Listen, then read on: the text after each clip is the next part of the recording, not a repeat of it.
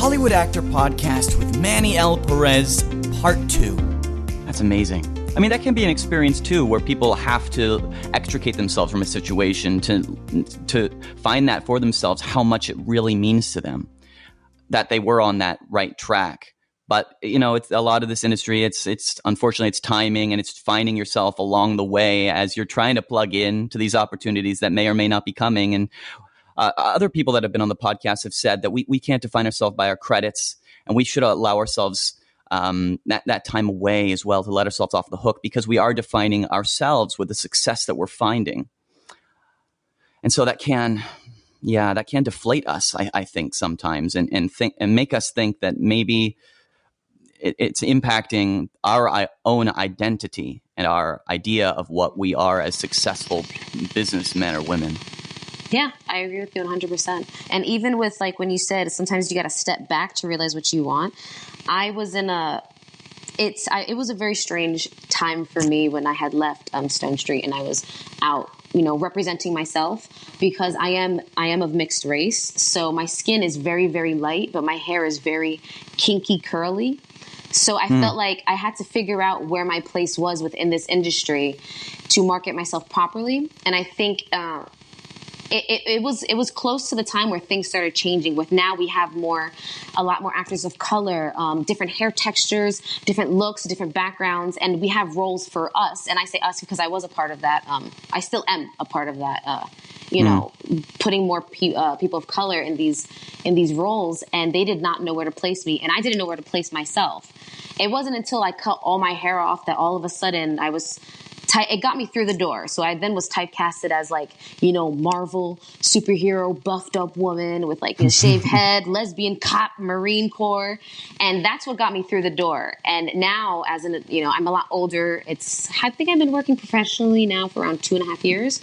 And I know who I am now, and I know where I fit in this industry. And I think that's why, for me at least, my career is now taking off further than what I thought it would have at this point. You know what I'm saying? Yeah. Well, that type, it does kind of mirror your identity. Not that I know you personally, but the way that you come across and the fact that you are so invested in mixed martial arts. I mean, that now screams to us through your headshots, those aspects of your personality. Can you talk about mixed martial arts at all? Has that been in your life, your whole life? For a good portion of my life. When I had taken a year off between community college and going to NYU, and within that year, I was trying to find myself, trying to find an outlet to express myself, because there wasn't a lot of, there just wasn't a lot in the town that I was in at the time. And martial arts seemed like a great way to de-stress. You're paying to, learn how to fight and then spar and beat each other up. But at the end of it, you give hugs. But at the same time, it's like, man, today I need to beat somebody up. And then you go to class. You get to do it in a safe space. And in addition to that, it made me build so much confidence where I was like, oh, I'm going to be moving to the city to go to NYU. I got to be safe. I'm a woman in this by myself. And it gave me confidence to walk down the street and be like, for myself personally, You're going to step to me? You're going to step to me? Well, I'm going to break your neck. How about that? Let's do that. Right.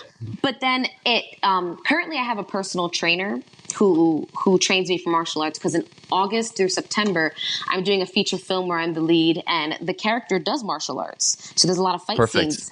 Yeah, and when the writer found out that I actually do MMA and I used to do Brazilian Jiu-Jitsu, but that's too much sweat. But MMA and Muay Thai, she was like, oh. So she wrote in even more fight scenes. She's like, girl, we're going to take full advantage of that quality. And I was like, Jillian, you do what you got to do. So yeah, it's cool. And I realized it does give me a lot more roles. I also weight train, and I do heavyweight training. Okay. So when I go in for certain roles, if I'm showing up in a tank top, best believe I want to make sure I'm the buffest one there. You know what I mean? I don't know if it's a mind thing, but when I walk into that room, I want the casting director to just feel my energy. Oh man, I think this actress, she's well-rounded. You know what I mean? This is good stuff. Yeah.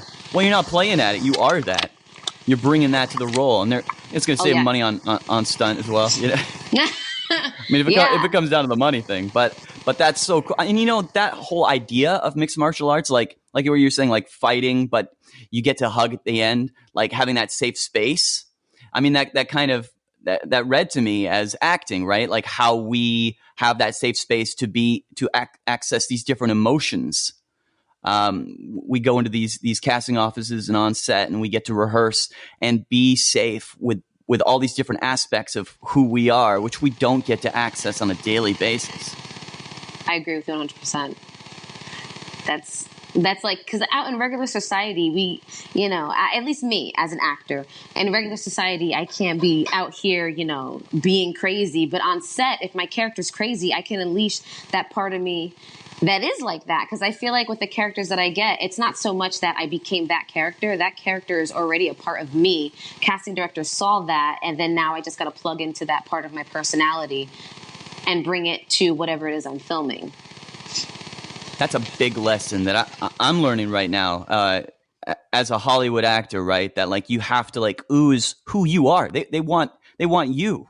They don't want you to be playing to them, trying to win them over, trying to gain the system on this role. Because everybody wants to book the role they go in for, because we don't get a lot of auditions. But it's really those roles that we're meant to play that we book, because we are that. We ooze that.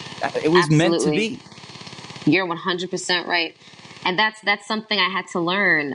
Because when I first started, I was so busy like, oh, I think they want me to act like this or look like this or this, and that.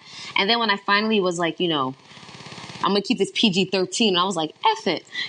I'm just going to go in there and be myself. And then I realized that like, that's the key. Like you said, it's you. It's not who you're pretending to be. It's you. Yeah. And that's what we have to focus on. I mean, like these business classes, and when we come out and we do these other types of classes that not only are talking to us about the acting, but also how we can be tweaking the acting for the business. It makes sense on a business level, but it can corrupt that artist a little bit. It can make us second guess who we are, the identities we're bringing in, what those energies that we resonate with.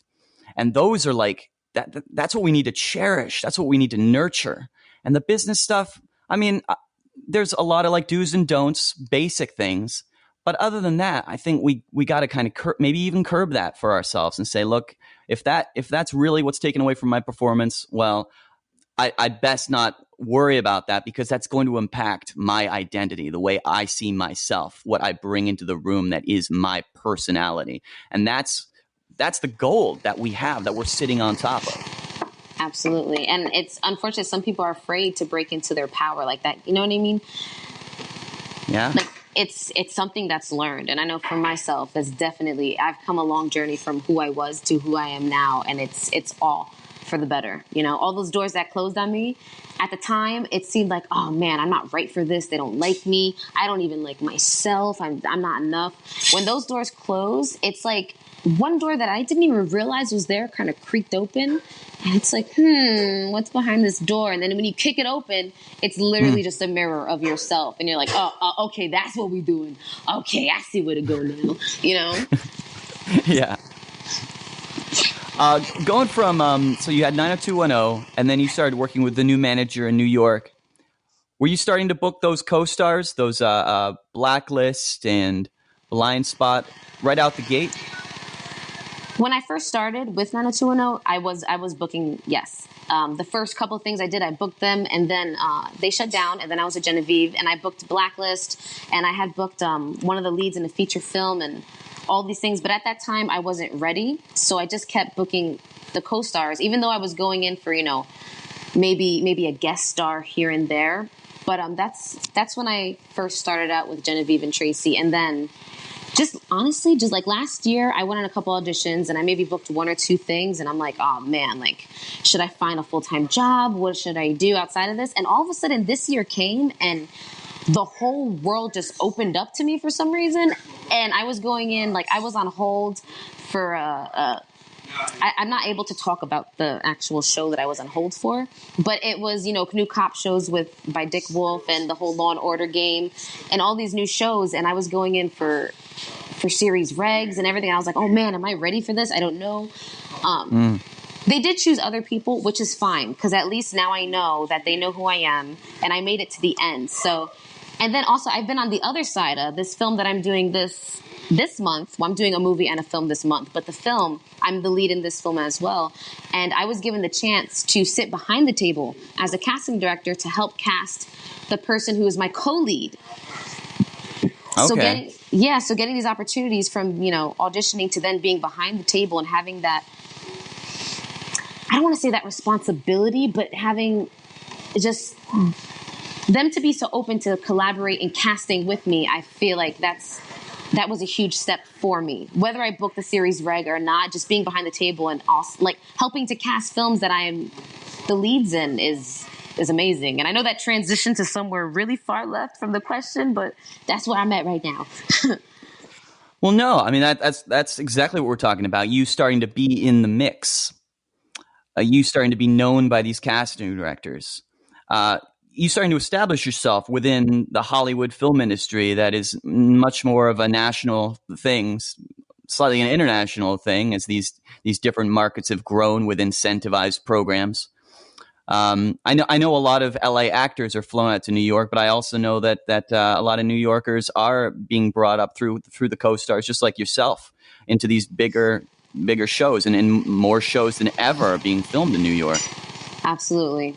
It's amazing, but at the same time, it's kind of strange because I have auditioned through tapes for things in LA, and I'm like, there's actors in LA. Like, why are you calling me? Or like Atlanta and Chicago. Like I did Chicago PD, and I'm like, there's actors in Chicago. Why is it casting out of New York?